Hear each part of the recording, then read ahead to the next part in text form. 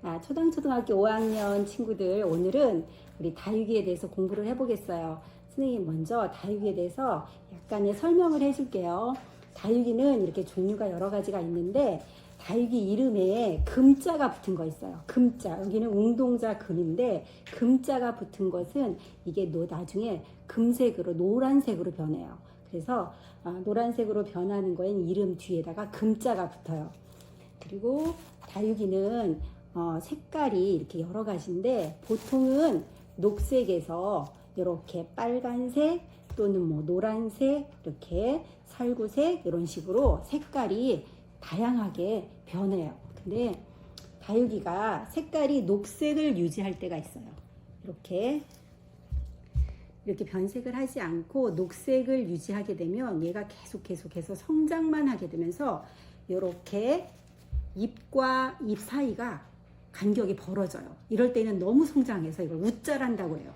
웃자란 것은 이 다육이 식물이 아프다는 얘기예요. 병이 들었다는 얘기예요. 그래서 다육이가, 건강한 다육이는 이렇게 봤을 때 이 잎과 잎 사이가 간격이 굉장히 좁아야 돼요. 그래서 얘네들이 굉장히 단단하게 건강하게 자라는 증거예요.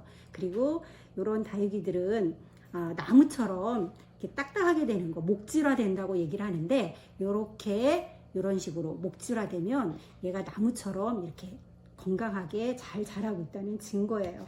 그래서 이렇게 웃자라게 되는 같은 경우에는, 첫 번째, 얘를 잘 키우려면 물을 주면 안 돼요.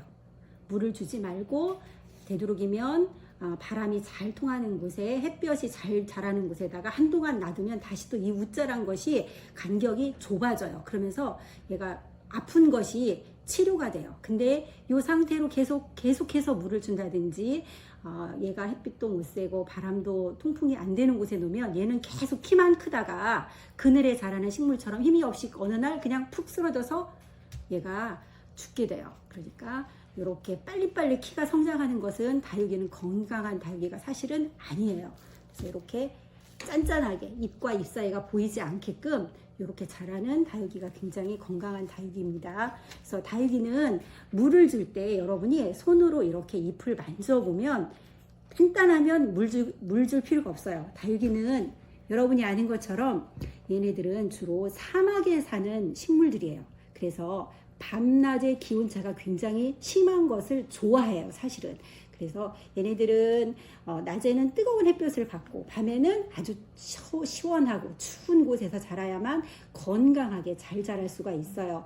만져봐가지고 이렇게 단단하면 물을 주면 안 돼요. 얘네들이 사막에 자라기 때문에 이게 잎이 물탱크예요. 물을 가득 저장하고 있다는 뜻이에요. 물이 지금 저장 탱크에 가득 찼는데 물을 계속 부으면 어떻게 했어요? 탱크가 흘러 넘치겠죠. 그럼 얘가 아프게 돼요. 병이 들어요. 그러니까 만져봐서 이렇게 이파리가 단단하다, 꽉 차 있다, 그러면 절대로 물을 주면 안 돼요.